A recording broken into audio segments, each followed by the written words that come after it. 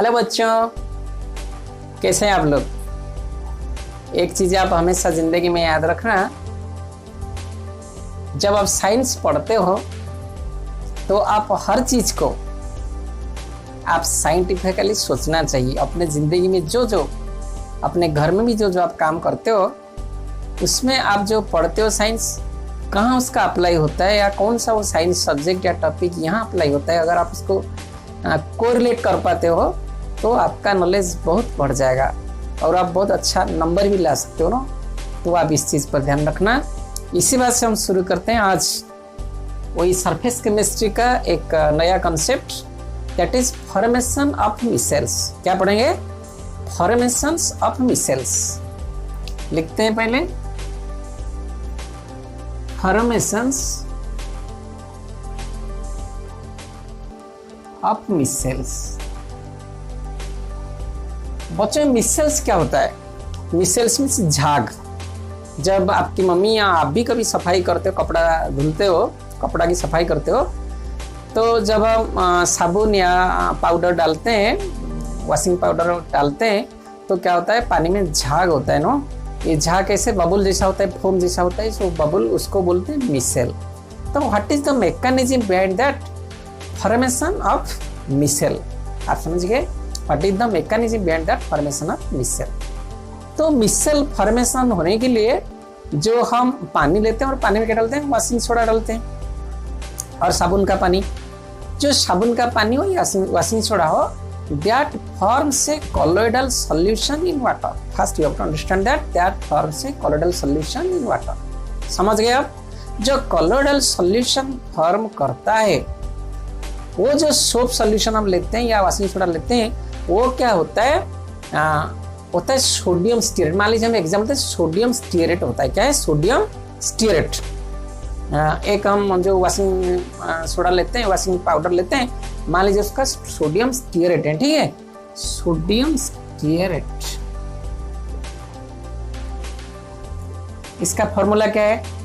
आप इसको याद रखना, C17H35 COONA। समझ गए आप? COONA। तो ये जो होता है पार्टिकल्स, यानी ये जो हम वॉशिंग सोप लेते हैं या वॉशिंग सोडा लेते हैं, उसमें क्या होता है? ये पार्टिकल्स में रहते हैं और these are the colloidal particles, ठीक है ना? ये जब फॉर्मेशन करते हैं मिसेल्स जो बनता है, मिसेल बनने के लिए दो हमको कंडीशन चाहिए। कितना कंडीशन चाहिए? दो कंडीशन चाहिए। Number 1, above craft temperature. आप इसको याद रखिए, एबव क्राफ्ट टेम्परेचर, ठीक है? Above craft temperature. दूसरा क्या है? CMC। क्या है? CMC, critical micelle concentration. क्या है? Critical micelle concentration. ये क्रिटिकल मिसेल कॉन्सेंट्रेशन किसे कहते हैं और क्राफ्ट टेम्परेचर किसे कहते हैं?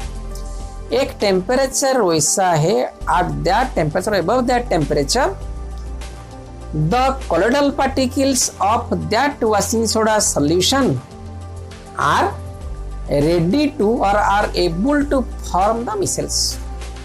That varies from washing powder to washing powder, यानी that varies from particles to particles are different colloidal particles. आप समझ गए? colloidal particles का लेके वो फर्क होता है, that is craft temperature. आप समझ गए? तो ये पहला हुआ, अगर above craft temperature होगा तो micelle will be form, otherwise micelle will not be form. Second, CMC, critical micelle concentration क्या है? The concentration of the micelle should reach the concentration of the colloidal particles should reach at a certain level, that is 10 to the minus 4 to 10 to the minus 3 मोल पर litre. कितना? 10 to the power minus 4 to 10 to the power minus 3 मोल पर litre. अगर इतने में इसका concentration पहुंच गया, किसका? कोलोइडल पार्टिकल्स का, तब क्या होगा? तो हमारा मिसल फॉर्मेशन होगा। तो मिसल कैसे फॉर्म होता है, उसका मैकेनिज्म क्या आप देखिए।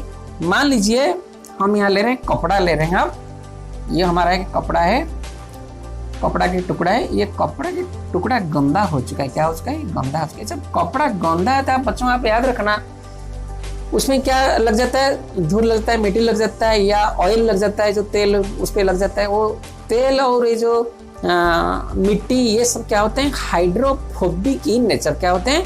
हाइड्रोफोबिक, यानी वो पानी के साथ उनका अट्रैक्शन नहीं होता है। समझ रहे हैं आप? मान लीजिए हम जो भी ऑयल के साथ मिल जाए, because oil is also water repellent, तो वो भी हाइड्रोफोबिक। तो ऑयल के साथ जो मिल जाता है वो क्या होता है? हाइड्रोफोबिक इन नेचर हो जाता है। मान लीजिए एग्जाम्पल के तौर पर यहाँ एक ऑयल पार्टिकल के साथ कुछ गंदा लगा हुआ है, इधर भी ऑयल पार्टिकल के साथ कुछ गंदा लगा हुआ है। बहुत छोटा छोटा होगा, वो हमको ऐसे ही नहीं दिखता होगा, अगर बड़ा लगता है तो बड़ा दिखता होगा।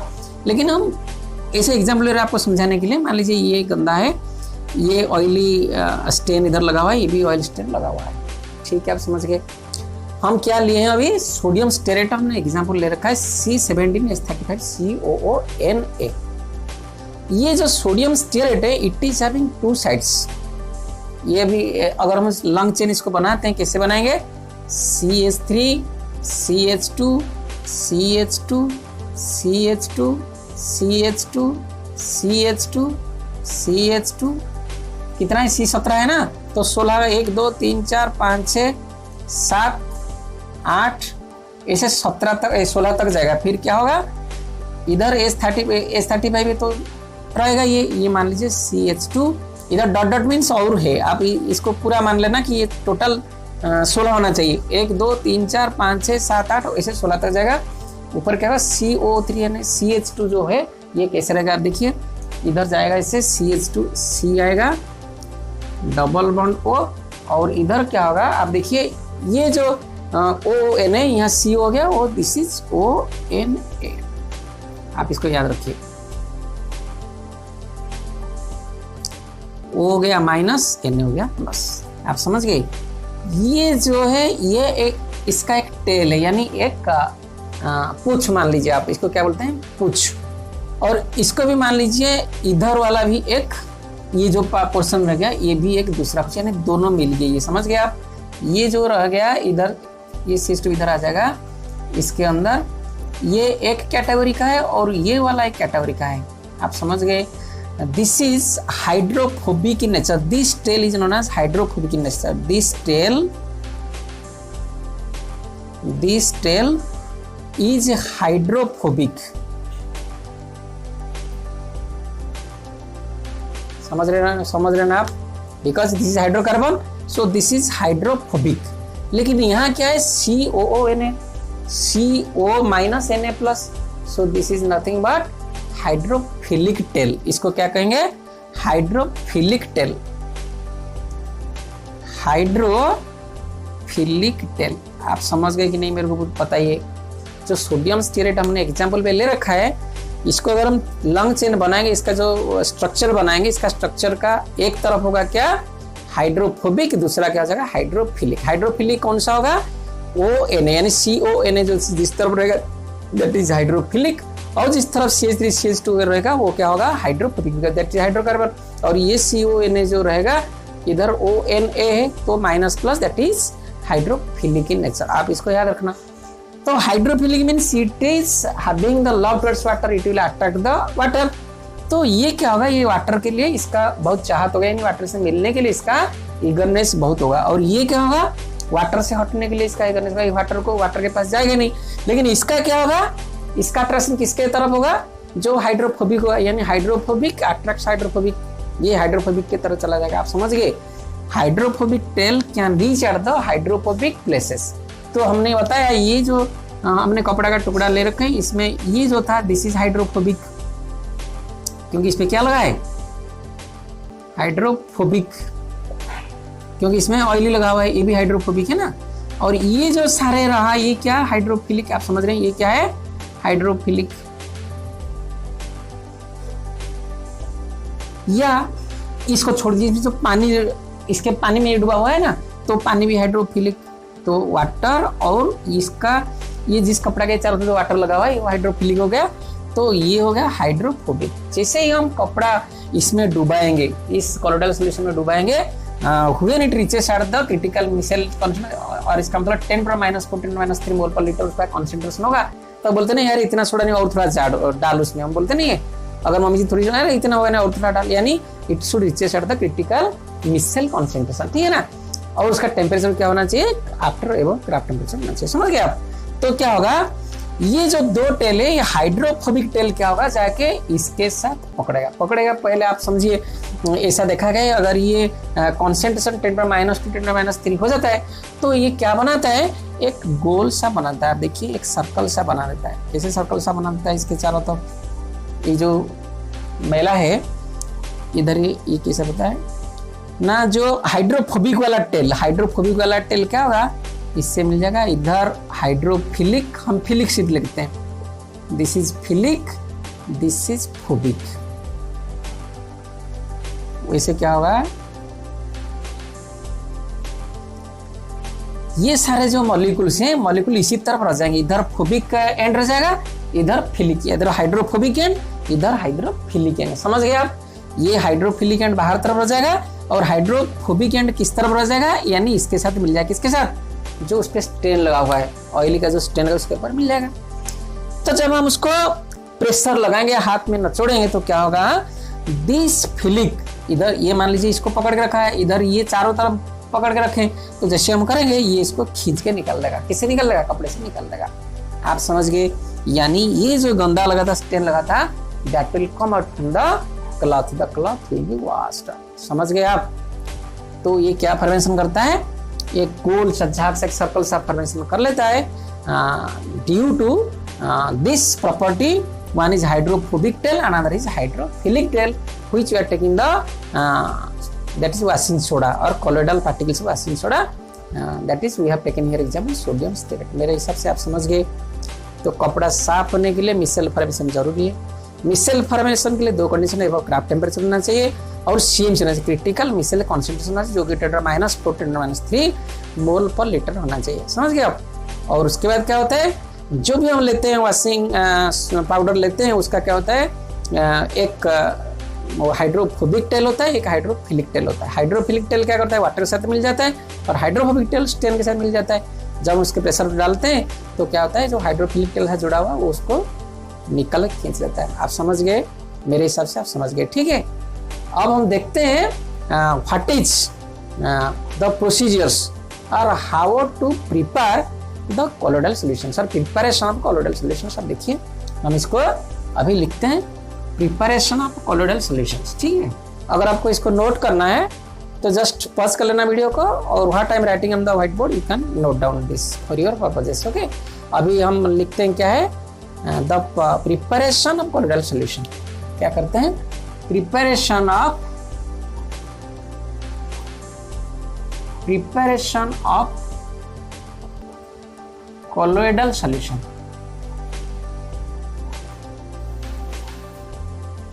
कैसे हम प्रिपेयर करेंगे कोलोइडल सॉल्यूशन, इसको आपको याद रखना है। There are basically two methods, one is dispersion method, another is condensation और एग्रीगेशन मेथड। क्या क्या है, number 1 dispersion method, number 2 condensation और एग्रीगेशन मेथड। तो नंबर 1 हम लिखेंगे क्या, डिस्पर्सन मेथड, डिस्पर्सन मेथड, ठीक है। नंबर 2 क्या लिखेंगे, कंडेंसेशन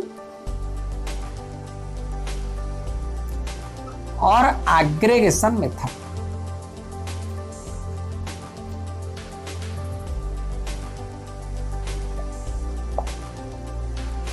और इसको केमिकल मेथड भी कहते हैं, आप लोग याद रखिए, केमिकल मेथड क्या कहते हैं इसको, केमिकल मेथड भी कहते हैं, समझ गए आप। तो ये जो dispersion method, it is of 3 types. Dispersion method 3 तरह के होते हैं। Number 1 mechanical, number A mechanical dispersion, number B आप समझ रहे हैं ना, ब्रेडिक्स आर्क मेथड। क्या है, Bredig's arc method, BREDIG, Bredig's arc method. तीसरा क्या है? पेप्टाइजेशन। क्या है? Peptization. See that is P, peptization.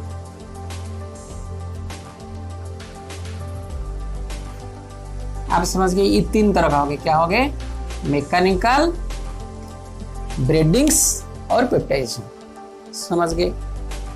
अब जो हमारा रहा कंडेंसेशन और एग्रीगेशन, कंडेंसेशन और एग्रीगेशन मेथड। ये जो कंडेंसेशन और एग्रीगेशन मेथड और केमिकल मेथड, ये भी कितने तरह के होते हैं? दो तरह के होते हैं। नंबर 1 आप लिखिए इसको, या नंबर ए क्या होता है ना? Lowering solubility by exchange of solvent. क्या है इसका? Lowering solubility by exchange of solvent, exchange of solvent. दूसरा क्या है? B chemical action, by chemical action, by chemical action. ये जो केमिकल एक्शन किस किस तरह से केमिकल एक्शन हो सकता है? मान लीजिए नंबर आई, दिस इज ऑक्सीडेशन। नंबर 2 आई रिडक्शन। नंबर 3 आई double decomposition, double decomposition. Number आई भी दैट इज हाइड्रोलिसिस। आप इसको याद रखिए। जो कंडेंसेशन और एग्रीगेशन मेथड, केमिकल मेथड जिसको कहते हैं, वो कितने तरह के होते हैं? बेसिकली दो तरह के होते हैं। नंबर 1 क्या है? Lowering solubility by exchange of solvent. हम सॉल्वेंट बदल देंगे, उसका क्या करें? सॉल्युबिलिटी को लो कर देंगे, तो कॉलोइडल सॉल्यूशन फॉर्म हो जाएगा। दूसरा केमिकल एक्शन, केमिकल एक्शन से भी करते हैं। कैसे होता है? नंबर 1 ऑक्सीडेशन से होता है, नंबर 2 रिडक्शन से होता है, नंबर 3 डबल डिकम्पोजिशन होता है, नंबर 4 हाइड्रोलिसिस होता है। तो हम पहले एक एक करके डिस्कस करेंगे। Number A mechanical dispersion method का हम डिस्कस करेंगे, मैकेनिकल कैसे होता है। तो अब इसको नोट कीजिए। तो देखिए बच्चों, मैकेनिकल डिस्पर्सन कैसे होता है? By the means of mechanical way. Mechanical ये क्या करते हैं? जो जैसे हम आटा पीसते हैं ना चक्की पर, तो ऐसे ही ये भी एक स्टील का बना हुआ है। ये इधर बेल्ट है, ये बेल्ट इसको क्या करता है? इसको रिवॉल्व करता है, और ये भी इसको भी रिवॉल्व करता है। ठीक है ना? ये स्टील का बना हुआ है, ये भी स्टील का बना हुआ है। इसके अंदर से क्या होता है? रास्ता होता है, तो या देयर इज वे। तो इसके अंदर क्या होता है? जो हम डिस्चार्ज यानी जिसको हम कलर बनाना चाहते हैं, that solution we have to pass. इसके अंदर हम सॉल्यूशन पास करते हैं। तो इसके अंदर क्या होता है? एट द रिक्वायर्ड साइज, हमको कितना साइज चाहिए कॉलोइडल पार्टिकल्स का, वी हैव टू डिटरमाइन। तो ये क्या होता है? इसके अंदर से ये जो डिस्चार्ज आता है, यानी ये जो सॉल्यूशन आता है, इसके अंदर घुसता है और इसके अंदर रगड़ के इधर बाहर निकल जाता है। ये क्या है? स्टील, मेड ऑफ स्टील, है ना? And rotating in opposite direction.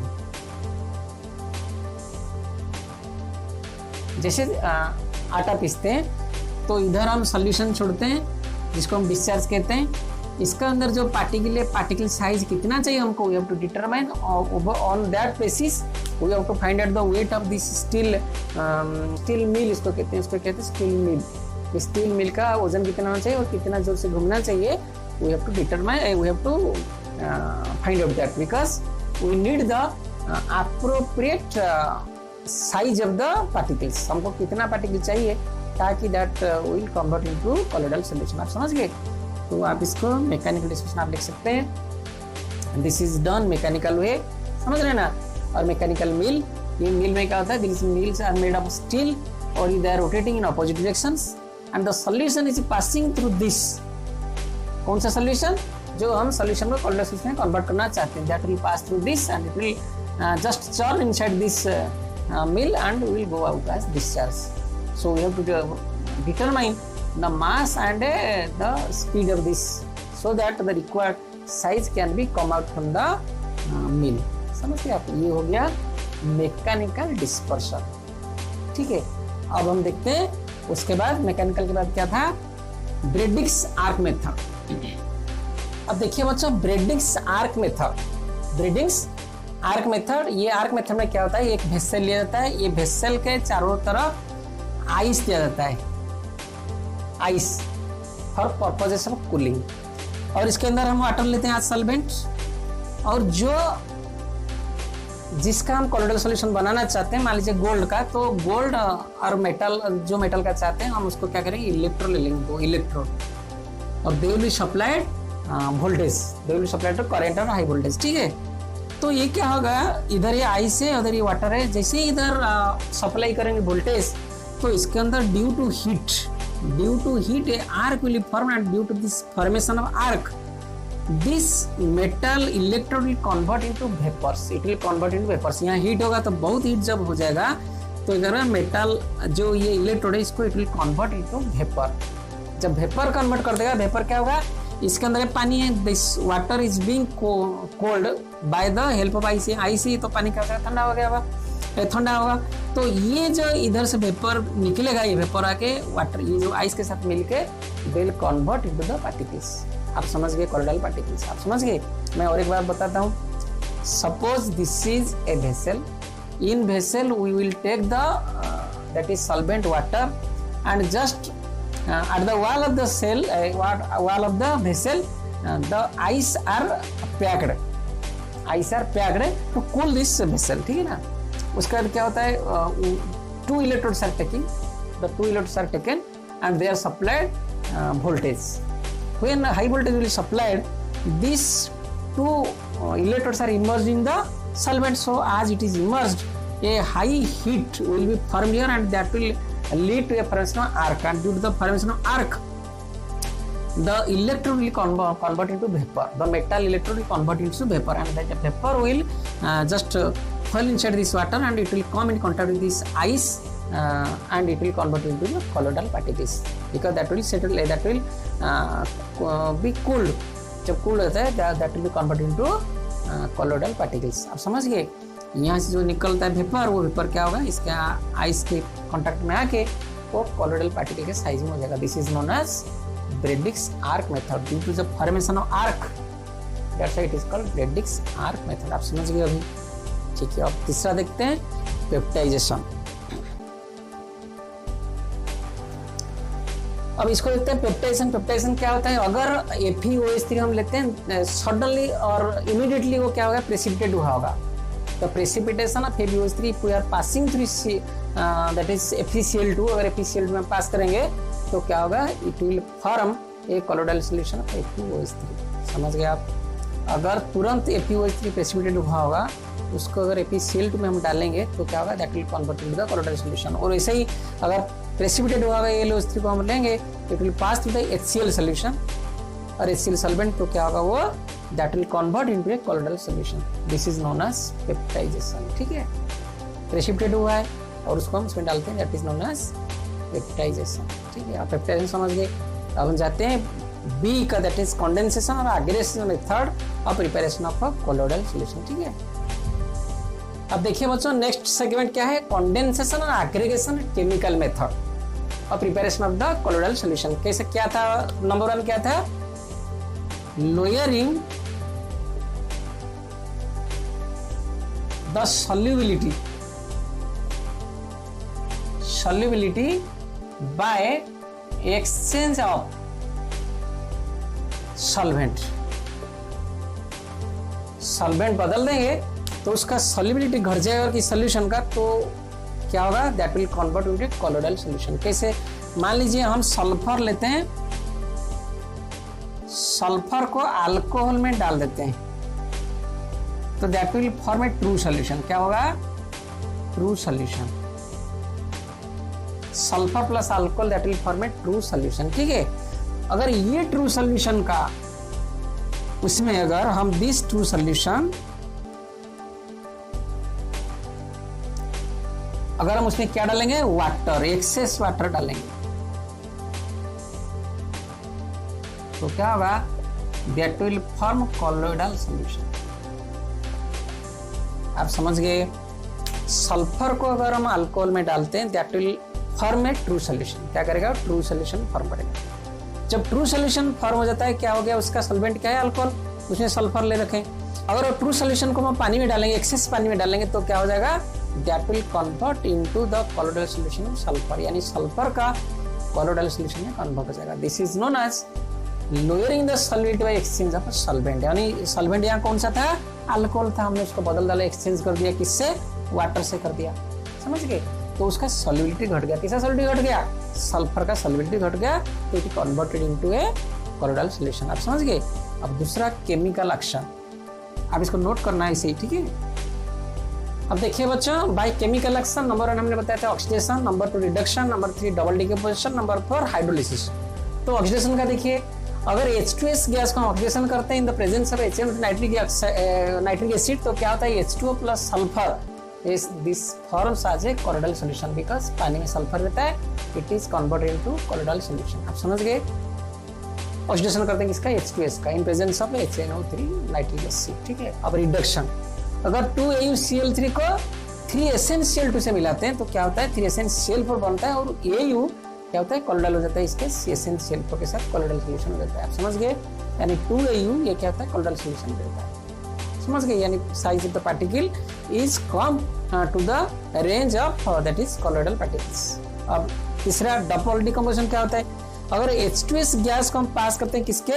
आर्सेनस oxide में, और H2S गैस को आर्सेनस ऑक्साइड में पास करते हैं तो आर्सेनस ऑक्साइड का कोलोइडल सॉल्यूशन बन जाता है। क्या बनता है? आर्सेनस ऑक्साइड का कोलोइडल सॉल्यूशन बन जाता है। अब लास्ट कौन सा बचा? हाइड्रोलिसिस। हाइड्रोलिसिस क्या होता है? मान लीजिए हम हाइड्रोलिसिस लिखते हैं यहाँ, हाइड्रोलिसिस। आप क्या कीजिए, 500 मिलीलीटर बॉयल वाटर लीजिए, बॉइलिंग वाटर लीजिए, बॉइलिंग वाटर लीजिए। समझ गए? इसमें क्या करिए आप 2 to 3 मिलीलीटर फेरिक क्लोराइड लीजिए। आप फेरिक क्लोराइड आप इसमें डाल के इसको सेक कीजिए, सेकिंग कीजिए इसको, है ना। 2 to 3 मिलीलीटर फेरिक क्लोराइड लीजिए, सेकिंग कीजिए। सेकिंग करने के बाद क्या हो जाएगा? ये फेरिक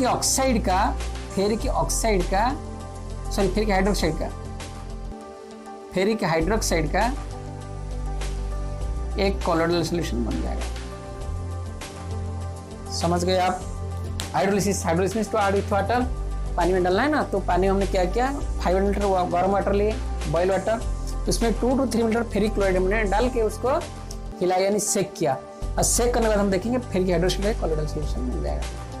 आप समझ गए अभी how to prepare the colloidal solutions. Exam में आता है कभी कभी, write one method for the preparation of colloidal solution, और व्हाट इज क्राफ्ट टेम्परेचर आता है, व्हाट इज CLC आता है ना। आप इसको अच्छी तरह याद रखिए, ठीक है।